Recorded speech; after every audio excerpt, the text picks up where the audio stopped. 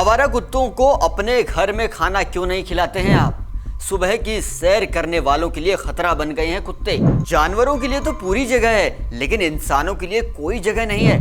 ये सब supreme court ने एक याचिका की सुनवाई के दौरान कहा। इंदौर में कुत्ते के काटने का एक मामला जब सुप्रीम कोर्ट में पहुंचा तो लावारिस कुत्तों को खाना खिलाने पर कोर्ट ने ये सब सवाल याचिकाकर्ता से ही पूछ डाले।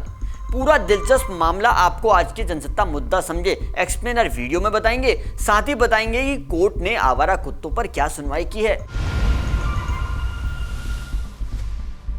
दरअसल पूरा मामला 12 जुलाई 2025 का है, जब इंदौर में एक छात्रा कॉलेज के लिए पैदल जा रही थी। तभी उसी वक्त 4 कुत्तों ने उस पर हमला कर दिया और कुत्तों ने झुंड बनाकर इस लड़की पर जब हमला किया तो उसे नोच डाला। इसी बीच एक दूसरी लड़की स्कूटी से वहां पहुंची और उसने कुत्तों को भगाया, लेकिन तब तक कुत्तों के हमले से छात्रा के पैरों में जख्म हो चुके थे। स्थानीय लोग बताते हैं कि इलाके में डंपिंग यार्ड नहीं है, जिसकी वजह से लोग खुले में ही खाने पीने का सामान फेंक देते हैं और यही वजह है कि यहाँ पर कुत्तों का आतंक लगातार फैलता जा रहा है। लेकिन आम सवाल यह है कि आखिर इस तरह आवारा कुत्तों के काटने के लिए कौन जिम्मेदार है? कौन देगा इसका जवाब? सरकार, प्रशासन, कोर्ट या फिर आम जनता? हालांकि सुप्रीम कोर्ट में इस तरह के कई बार ये मामले उठ चुके हैं। असल बात यह है कि कुत्तों के काटे जाने की घटनाओं पर हर मोहल्ले में 2 गुट बने हुए हैं। एक जो आवारा कुत्तों से हर वक्त नाराज दिखते हैं, दूसरे वो जो आवारा कुत्तों को बाकायदा खाना खिलाते हैं। और बात यही है कि कई ऐसे लोग जो लावारिस कुत्तों को फुटपाथ जैसी जगहों पर खाना देने लगते हैं, जहां पर आम लोगों की आवाजाही होती है, और उसी वजह से फिर जो भी उस रास्ते से आता है उन पर कुत्तों का आतंक टूट पड़ने की आशंका ज्यादा होती है। लेकिन जब सुप्रीम कोर्ट ने लावारिस कुत्तों को खाना खिलाने समेत परेशान किए जाने की शिकायत पर सुनवाई की तो इसी दौरान कोर्ट ने नोएडा के याचिकाकर्ता से कई तरह के सवाल पूछ लिए। वो हम आपको बताते हैं। कोर्ट ने याचिकाकर्ता से सवाल पूछे कि आप उन्हें अपने घर में खाना क्यों नहीं खिलाते?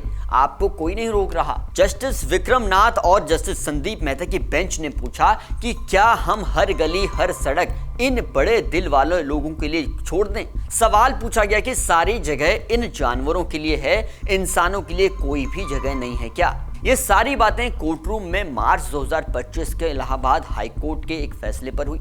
याचिकाकर्ता के वकील ने कहा कि पशु जन्म नियंत्रण नियमों के तहत वो लावारिस कुत्तों को खाना नहीं खिला पा रहे हैं और उन्हें परेशान किया जा रहा है। इस पर सुप्रीम कोर्ट ने कहा कि आप हमारा सुझाव मानिए और अपने घर में एक शेल्टर होम खोलिए और वहीं पर लावारिस कुत्तों को खाना खिलाइए। अब याचिकाकर्ता के वकील ने कोर्ट से कहा कि वो नियमों का पालन कर रहे हैं और नगर निकाय ग्रेटर नोएडा में तो आवारा कुत्तों के खाने के लिए फीडिंग पॉइंट्स बना रहा है, यानी जहां पर कुत्तों के लिए खाने की व्यवस्था होती है। लेकिन नोएडा में ऐसा नहीं किया जा रहा। आगे उन्होंने कहा कि कुत्तों को खाना खिलाने के लिए ऐसी जगहें चुनी जा सकती हैं जहां लोग ज्यादा आते जाते न हो। तभी कोर्ट ने और सवाल किया।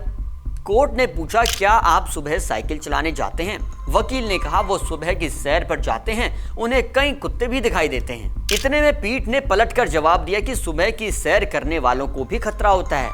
ये एक तरह की बहस याचिकाकर्ता के वकील और सुप्रीम कोर्ट की उस पीठ के बीच हुई। आपको बता दूं कि ये मुद्दा इसलिए ज्यादा गंभीर हो जाता है कि इस देश में कुत्तों द्वारा काटे गए एक घटनाएं बढ़ रही हैं। एक आंकड़े से समझने की कोशिश भी करते हैं। आंकड़ा आपकी स्क्रीन पर दिखाता हूं। 2021 में भारत में जानवरों के काटने से 17 लाख से ज्यादा केस सामने आए, जिनमें सबसे ज्यादा मामले कुत्तों के काटने के ही थे। 2022 में ये आंकड़ा 21.8 लाख का हो जाता है। 2023 में यही आंकड़ा 27.5 लाख का हो जाता है और 2024 में करीब 22 लाख मामले फिर सामने आते हैं इसी तरह से जानवरों के काटने के।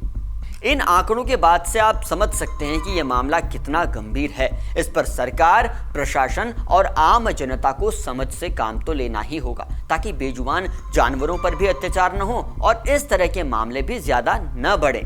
दरअसल ये पूरा विवाद हो ही ना अगर शहर का लोकल सिस्टम अपनी जिम्मेदारी को निभाने लगे। लावारिस कुत्तों की तादाद पर काबू पाने के लिए केंद्र सरकार ने prevention of cruelty to animal act 1960 के तहत 2001 में animal birth control dog rule तैयार किया था, जिसे 2023 में और प्रभावी बनाया गया। इसे लागू करने की जिम्मेदारी स्थानीय निकायों की है। इसके माध्यम से आवारा कुत्तों की तादाद बढ़ने से रोकने के लिए सख्त नियम तय किए जाते हैं और इसी का असर शहरों में आजकल देखने को भी मिलता है। फिलहाल कोर्ट में जो सुनवाई हुई, हमने आपको बताया आवारा कुत्तों के काटने के मामलों पर फिर से स्थानीय सिस्टम कोई कदम जरूर उठाएगा, क्योंकि फिर से ये खबर सुर्खियों में छाई हुई है। जनसत्ता मुद्दा समझे का अगला वीडियो एक्सप्लेनर लेकर फिर हम लौटेंगे। तब तक आप देखते रहिए जनसत्ता। आदाब, मेरा नाम है मनोज, शुक्रिया।